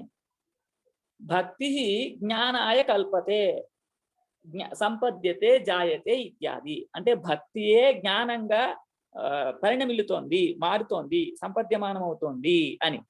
ఇప్పుడు ఏది ఎలా మారుతోంది అంటే భక్తే జ్ఞానంగా మారుతోంది కాబట్టి సంపద్యమానం జ్ఞానం కాబట్టి జ్ఞాన ప్రాతిపదిక కంటే చతుర్థి విభక్తి వచ్చింది. అప్పుడు భక్తి జ్ఞానాయ కల్పతే అని అవుతుంది.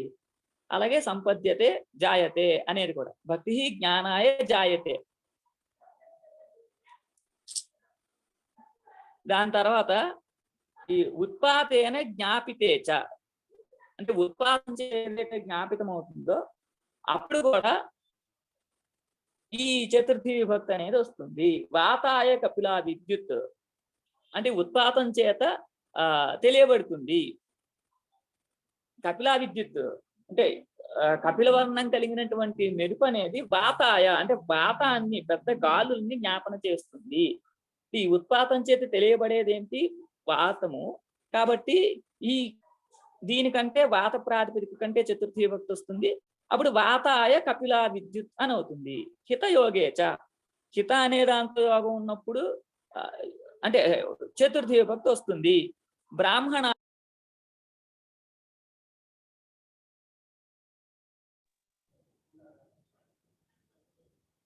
దగ్గర కట్ అయిపోయింది, మ్యూట్ లోకి వెళ్ళారండి. అదే ఇప్పుడే వర్షం వల్ల కట్ అయిపోయి ఉండొచ్చు. పర్లేదు. ఉత్పాతేన జ్ఞాపితేచ, ఎక్కడైతే ఉత్పాదన చేత జ్ఞాపితం అవుతుంటుందో ఆ ప్రాతిపదిక కంటే చతుర్థి విభక్తి వస్తుందని. కపిలా విద్యుత్ అంటే కపిల రంగు కలిగినటువంటి విద్యుత్తు గాలుని జ్ఞాపనం చేస్తుంది అన్నాము. కాబట్టి వాత ప్రాతిపదిక కంటే చతుర్థి విభక్తి వచ్చింది. వాతాయ కపిలా విద్యుత్ అని అవుతుంది. హితయోగేచ. ఇది అయిపోయింది, వినిపించిందండి ఇదంతా మీకు? మధ్యలో నాకు కట్ అయిపోయింది, ఎప్పుడు కట్ అయిందని తెలియలేదు, అందుకని మళ్ళీ ఇదే చెప్తున్నాను. హలో, ఇదేమి రాలేదని చెప్పండి. విద్యుత్ వినపడిందా? ఇందాక నాది కట్ అయిందండి, నేను చూడలేదు, ఎప్పుడు కట్ అయిందని నాకు తెలీదు. కపిలా విద్యుత్ అని చెప్పారు చూడండి, పెద్ద గాలులు వస్తాయని. అదే వాతాయ కపిలా విద్యుత్ అని చెప్పారు కదా, అక్కడ కపిల వర్ణంలో అక్కడ నుంచి చెప్పండి. అక్కడ నుంచి కపిలవర్ణంలో ఉన్నటువంటి విద్యుత్ వాతలని అంటే వాతాలని సూచిస్తుంది, జ్ఞాపనం చేస్తుంది అని. కాబట్టి ఇక్కడ జ్ఞాపితం అయ్యేది వాతం కాబట్టి ఈ వాత ప్రాతిపదిక కంటే చతుర్థి విభక్తి వస్తుంది. వాతాయ కపిలా విద్యుత్ అని అవుతుంది. హితయోగేచ అంటే హిత శబ్దంతో యోగం ఉన్నప్పుడు కూడా ఈ చతుర్థి విభక్తి అనేది వస్తుంది. బ్రాహ్మణాయ హితం అని. దాని తర్వాత క్రియార్థోపపదస్య చ కర్మణి స్థానినః.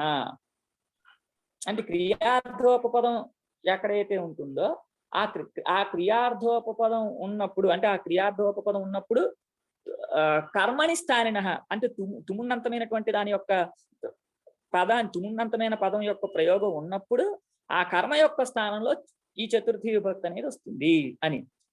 ఇది ఇంతకుముందు మనం సూత్రార్థం చూసామండి, అందుకని వేగంగా వెళ్ళిపోతున్నాము. క్రియార్థ క్రియా ఉపపదం యస్య తస్య స్థానినః అప్రయుజ్యమానస్య తుమునః కర్మణి చతుర్థి స్యాత్. అంటే క్రియార్థ క్రియ ఉపపదంగా కలిగినది ఏదైతే ఉందో, ఏదైతే తుమున్నంతమైనటువంటి పదం ఉన్నదో తస్య స్థానినః అటువంటి తుమున్నంత పదాన్ని కనుక ప్రయోగించకుండా ఉన్నప్పుడు తస్య స్థానినః అప్రయుజ్యమానస్య తుమునః కర్మని, అంటే ప్రయుక్తం కానటువంటి తుమున్నంతమైనటువంటి పదం ఏదైతే ఉందో ఆ తుమున్నంత పదానికి సంబంధించిన కర్మని చతుర్థి భవతి అని. కర్మని చతుర్థి స్యాత్. ఫలేభ్యో యాతి, ఫలాని ఆహర్తుం యాతి ఇత్యర్థః. ఇక్కడ ఆహర్తుం యాతి అనేది అర్థము. ఇక్కడ తుమున్నంత పదమేమో ఆహర్తుం అనేది, దీన్ని ప్రయోగించకుండా ఉన్నప్పుడు దీనికి సంబంధించినటువంటి కర్మ ఫలములు. కాబట్టి ఫలములు కర్మ అయితే ఈ కర్మలకి ఈ సూత్రం చేత చతుర్థి విభక్తి చెప్తున్నాము. చతుర్థి విభక్తి వస్తే ఫలేభ్యో యాతి, ఫలాని ఆహర్తుం యాతి ఇత్యర్థః. నమస్కుర్మో నృసింహాయ, నృసింహం అనుకూలయితుం ఇత్యర్థః. అంటే నృసింహో అంటే నృసింహాయ నమస్కుర్మః అనేదానికి అర్థం ఏంటి? ఇక్కడ నృసింహుడు చాలా కోపంగా ఉన్నాడు, అతన్ని శాంతింప చేయడం కోసం నమస్కరించాలి అని. అంటే హిరణ్యకశిపు వధ తర్వాత చాలా క్రోధుడైనటువంటి, అంటే నృసింహుణ్ణి శాంతింప చేయడం కోసం ప్రహ్లాదాది స్థుతి అని అనుకోవచ్చు. ఆ ప్రహ్లాదాది స్థుతి వల్ల హిరణ్యకశిపుడు శాంతుడయ్యాడు. కాబట్టి హిరణ్యకశిపుణ్ణి చంపిన తర్వాత అతన్ని శాంతింప చేయడం కోసం నమస్కుర్మః నమస్కారం చేద్దాము అని. నృసింహం అనుకూలయితుం అంటే ఇక్కడ అనుకూలయితుం అనేది అంటే అనుకూలము అంటే మనకి మన వైపుగా ఉండేలాగా, మన మీద ఆ కోపం అనేది ఉండకుండా ఉండేలాగా చేద్దాము అని అర్థము. ఇక్కడ అనుకూలయితుం అనేది తుమున్నంత పదము. దీని యొక్క ప్రయోగం లేనప్పుడు దీనికి ఈ తుమున్నంత పదానికి కర్మ అయినటువంటి నృసింహుడు, ఈ నృసింహుడు అనేటువంటి ప్రాతిపదిక కంటే చతుర్థి విభక్తి వచ్చింది. నృసింహాయ నమస్కుర్మః అని అయ్యింది. ఏవం స్వయంభువే నమస్కృత్య ఇత్యాదావతి. అంటే మిగిలిన చోట్ల కూడా ఈ వేరే తుమున్నంత పదాలని అధ్యాహారం చేసుకోవడం వల్ల ఆ తుమున్నంతాలకు సంబంధించినటువంటి కర్మ కంటే చతుర్థి విభక్తి వచ్చింది అని తెలుసుకోవాలి అని. అంటే ఇక్కడ క్రియా విపరీత సంప్రదానం అని రాదా అన్నయ్య? నమస్కుర్మో నృసింహాయ అన్నది ఇక్కడ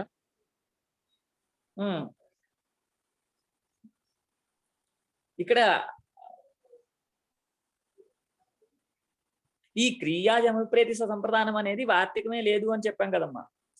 క్రియాయమ విపరీత సంప్రదానం అనేది వార్తికం ప్రత్యాఖ్యాతమైంది.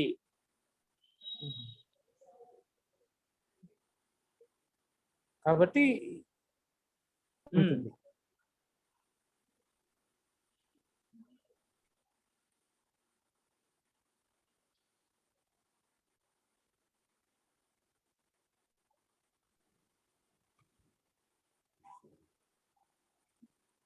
కాబట్టి ఈ సూత్రాలన్నీ ఆరంభం అయ్యాయని.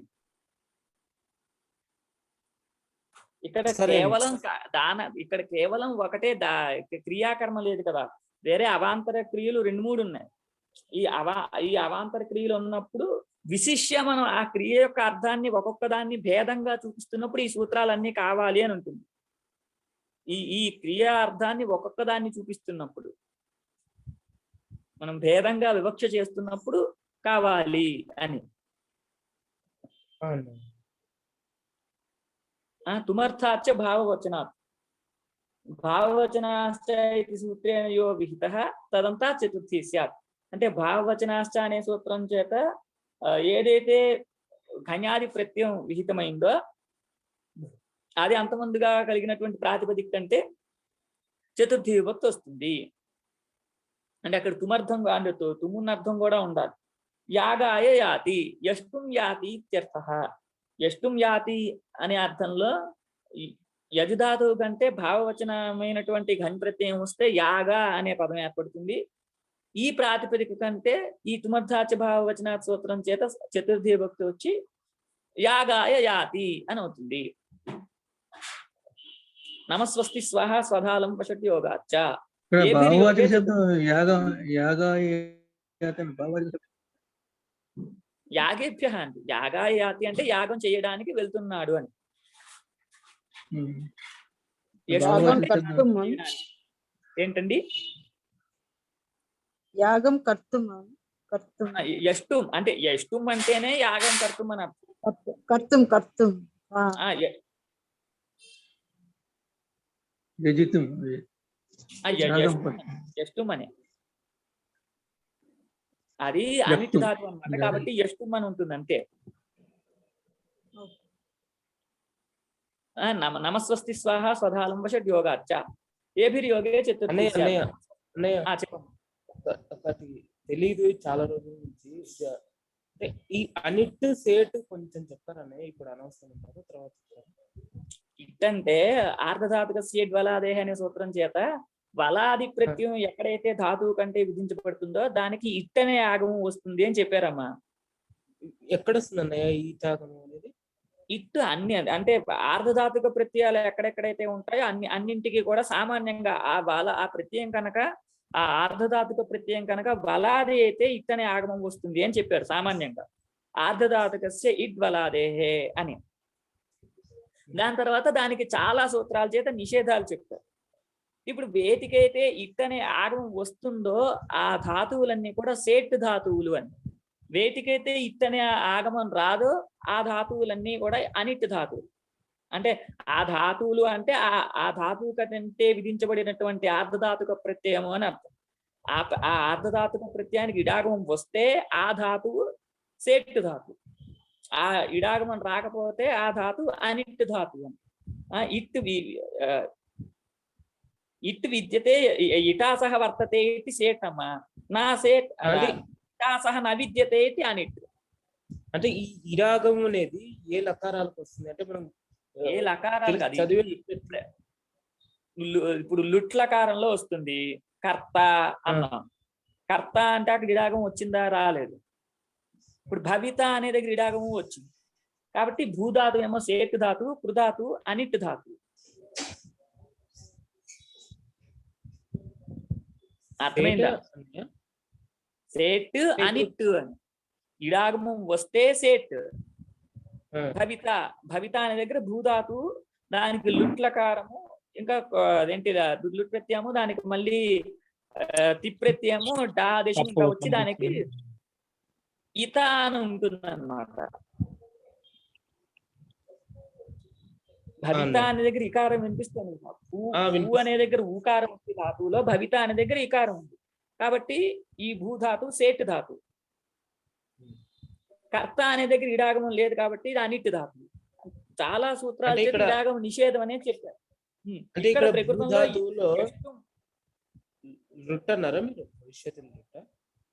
లుట్టు లుట్టమ్మా, లుట్టు లట్టు లిట్టు లుట్టు. ఇప్పుడు కొన్ని ప్రకృతంలో రా యష్టుమ్ అని ఉంది. ఇప్పుడు భూధాతుకి తుమ్మున్నప్పుడు ఏమవుతుంది? భవితుమ్ అని ఉంటుంది కదా. ఇప్పుడు యజధాతువుకి ఏముంది? యష్టుమ్. కాబట్టి యజధాతు అనిట్ ధాతు, భూధాతు సేట్ ధాతు.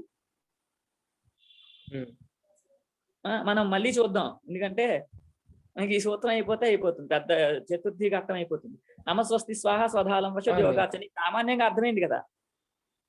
కొంచెం ఇడాగమం వస్తే సేట్, ఇడాగమం రాకపోతే అనిట్టమ్మ. అంతే అంతే. ఇడాగమ సూత్రాలు ఉన్నాయి, ఇడాగమ నిషేధాలు కూడా చాలా ఉన్నాయి. ఏవి సేట్లు ఏవి అనిట్లు అనేవి మనం ధాతుపాఠం చదువుతున్నప్పుడు లేదా అష్టాధ్యాయ సూత్రాలు చదువుతున్నప్పుడు చూసి తెలుసుకోవాల్సిందే. ఏభిర్ యోగే చతుర్థి స్యాత్ హరయే నమః అని అయిపోయింది. ఇప్పుడు బ్రహ్మాజీ గారు నిన్న మీరు ఒక ప్రశ్న అడిగారండి, దానికి ఇక్కడ సమాధానం వస్తుంది. నమస్కరోతి దేవాన్ అని ఉందండి. నమస్కరోతి దేవాన్, దేవాన్ నమస్కరోతి అనే దగ్గర నమశబ్దంతో యోగం ఉండడం వలన దేవ ప్రాతిపదిక కంటే చతుర్థి విభక్తి రావాలా, లేకపోతే కరోతి అనే క్రియని ఆశ్రయించుకుని కరోతి క్రియలో కర్మ దేవతలు కాబట్టి ద్వితీయ రావాలా కర్మత్వాన్ని ఆశ్రయించుకుని. అంటే ఇక్కడ చెప్తున్నారు ఉపపద విభక్తే కారక విభక్తి బలీయసి. ఉపపద విభక్తుల కంటే కారక విభక్తి బలము కలిగింది అవుతుంది. అంటే ఇక్కడ రెండింటికి ప్రాప్తి ఉంది. నా హరయే నమః అనే దగ్గరేమో నమస్వస్తి స్వాహ అనేది చరితార్థమైంది. అలాగే కార్యం కరోతి దేవాన్ పూజయతి మొదలైన వాటిల్లో ఈ దేవాన్ కర్తృత్వం కర్మ అనేది కూడా చరితార్థమైంది. ఇప్పుడు నమస్కరోతి దేవాన్ అనే దగ్గర ఈ రెండు ప్రవర్తిస్తున్నాయి. నమస్వస్తి స్వాహ అనేది ప్రాప్తిస్తోంది, కర్తృత్వం కర్మ అనేది కూడా ప్రాప్తిస్తోంది. ఈ రెండు ఇలా ప్రాప్తిస్తూ ఉంటే ఉపపద విభక్తే కారక విభక్తి బలీయసి. ఉపపద విభక్తి కంటే కారక విభక్తి బలం కలిగింది అవుతుంది. కాబట్టి కారక విభక్తి వస్తుంది. అంటే కారక విభక్తి అంటే కర్మత్వాన్ని ఆశ్రయించుకుని ద్వితీయ విభక్తి వస్తుంది అని. కాబట్టి ద్వితీయ విభక్తి వస్తే నమస్కరోతి దేవాన్ అని అవుతుంది. ప్రజాభ్యః స్వస్తి నమః తర్వాత స్వస్తి శబ్దంతో యోగం ఉండడం వల్ల ఈ చతుర్థి విభక్తి వచ్చింది. ప్రజాభ్యః స్వస్తి. అగ్నయే స్వాహ, స్వాహ శబ్దంతో యోగం ఉండడం వల్ల అగ్ని ప్రాతిపదిక కంటే చతుర్థి విభక్తి వచ్చింది. అగ్నయే స్వాహ అనేది. పితృభ్య స్వధ, స్వధ అనే దాంతో యోగం ఉండడం వల్ల పితృశబ్దం కంటే చతుర్థి విభక్తి వచ్చింది. నమస్వస్తి స్వాహ స్వధ అలం వశత్యోగాచ్చాన్నం. అంటే అలం శబ్దానికి ఉదాహరణ చెప్తున్నాను. అలమితి పర్యాప్తి అర్థ గ్రహణం. అలం అనే దానికి పర్యాప్తి అనేటటువంటి వాటికి అనేటటువంటి అర్థాన్ని చెప్పే పదాలు ఏవైతే ఉన్నాయో ఆ పదాలని ఆ అర్థం కలిగినటువంటి అలం శబ్దమే, అంటే పర్యాప్తి అనే అర్థం కలిగినటువంటి అలం శబ్దమే ఇక్కడ గ్రహించబడుతుంది అని. అంటే పర్యాప్తి అనే అర్థం కలిగినటువంటి అలం శబ్దము అటువంటి అర్థం సమానార్థం కలిగినటువంటి మిగిలిన శబ్దాలు ప్రభు, సమర్థ, శక్త మొదలైన పదాలు కూడా ఇక్కడ గ్రహించబడతాయి. సరిపోతాడు అంటే పర్యాప్తుడవుతాడు అనే అర్థం కలిగినటువంటి పదాంతరాలు కూడా ఇక్కడ గ్రహించబడతాయి అని. కాబట్టి పర్యాప్తి అర్థ గ్రహణాన్ని అంగీకరిస్తే తేన దైత్యేభ్యో హరిరలం. అంటే అర్థం ఏంటి? ప్రభు, శక్త, సమర్థ ఇత్యాది దానికి. అంటే దైత్యేభ్య హరి, దైత్యేభ్య హరి అలమనే కాకుండా హరి ప్రభు అంటే ఇక్కడ అలం శబ్దానికి ప్రభు, శక్త, సమర్థ అని అర్థములు అని.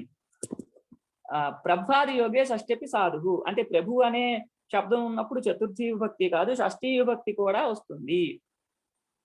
సయేషాం గ్రామణి తస్మే ప్రభవతి ఇత్యాది నిర్దేశాత్. అంటే ఇక్కడ ప్రభు శబ్దం ఉన్నప్పుడు ఇక్కడ తస్మే ప్రభవతి అనేది చతుర్థి విభక్తి వచ్చింది.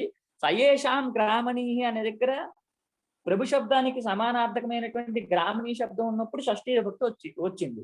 స ఏషాం గ్రామణీ అని. కాబట్టి ఈ ప్రభు మొదలైనటువంటి శబ్దాలు ఉన్నప్పుడు చతుర్థి విభక్తి ఉంటుంది, షష్ఠీ విభక్తి కూడా ఉండొచ్చు, రెండు ఉండొచ్చు అని. తేన ప్రభుర్బుభూషు భువనత్రయస్య ఇది సిద్ధం. అంటే భువనత్రయస్య ప్రభు అని ఇక్కడ షష్ఠీ విభక్తితో యోగం ఉన్నటువంటి ప్రభు శబ్దానికి ఉదాహరణగా చూపిస్తున్నారు. చతుర్థి విభక్తి ఉండొచ్చు, షష్ఠీ విభక్తి కూడా ఉండొచ్చు అని. వషడింద్రాయ అంటే అలం వషట్, వషట్ శబ్దంతో యోగం ఉన్నప్పుడు కూడా చతుర్థి విభక్తి వస్తుంది. చకార పునర్విధానార్థ. అంటే వషడ్ యోగాచ అనే చకారం ఎందుకు అంటే ఇవే విభక్తుల్ని మళ్ళీ ఈ అర్థాలు ఉన్నప్పుడు ఇదే విభక్తిని మళ్ళీ విధించడం కోసము. ఇట్లా చెప్పడం వలన ఆశీరర్థంలో చతుర్థి చాశిష్యాయుష్య అనే సూత్రం చేత షష్ఠీ విభక్తిని బాధిస్తూ ఈ సూత్రం చేత చతుర్థి విభక్తి మాత్రమే వస్తుంది. అప్పుడు స్వస్తి గోభ్యో భూయాత్ అనే ఉంటుంది, కానీ అక్కడ ఆశీరర్థం ఉన్నప్పటికీ కూడా ఈ షష్ఠీ విభక్తి అనేది రాదు. స్వస్తి అనే దాంతో యోగం ఉండడం వల్ల తేన చకార పునర్విధానార్థ తేన ఆశీర్వివక్షాయాం పరామపి చతుర్థి చాశిషి ఇది షష్ఠీం బాధిత్వా చతుర్థ్యేవ భవతి. చతుర్థి విభక్తి మాత్రమే వస్తుంది. స్వస్తి గోభ్యో భూయాత్ అంటే ఇక్కడ ఆశీర్ధం ఉండడం వల్ల షష్ఠీ విభక్తి కూడా ప్రాప్తిస్తుంది, కానీ ఆ షష్ఠీని బాధిస్తూ స్వస్తి శబ్దంతో యోగం ఉండడం వల్ల చతుర్థి మాత్రమే వస్తుంది, వేరే విభక్తి రాదు అని. ఇక్కడ కాపుదామండి. ఎవరైనా ఒక శ్లోకం చెప్పడం కానీ ఏదైనా చేస్తే ఒక నిమిషం అవుతుంది. నెక్స్ట్ సూత్రం మొదలు పెట్టినా అది పూర్తి అవుతుంది. లేదంటే ఎవరికైనా సందేహం ఉంటే అడగచ్చండి.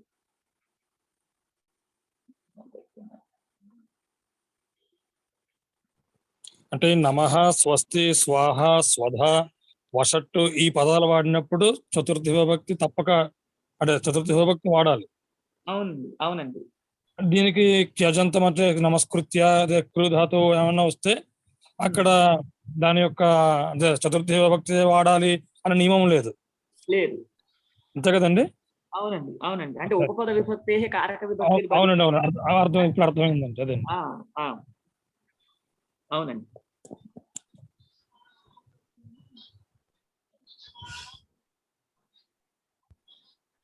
అంటే ఇంతకు ముందు నమస్కరము నృసింహాయ అక్కడ కూడా అదే అక్కడ క్రియార్థోపపదస్య అని చెప్పారు కదా, అక్కడ అర్థమైంది కొంత. ఈ సూత్రం తర్వాత కొంచెం పూర్తిగా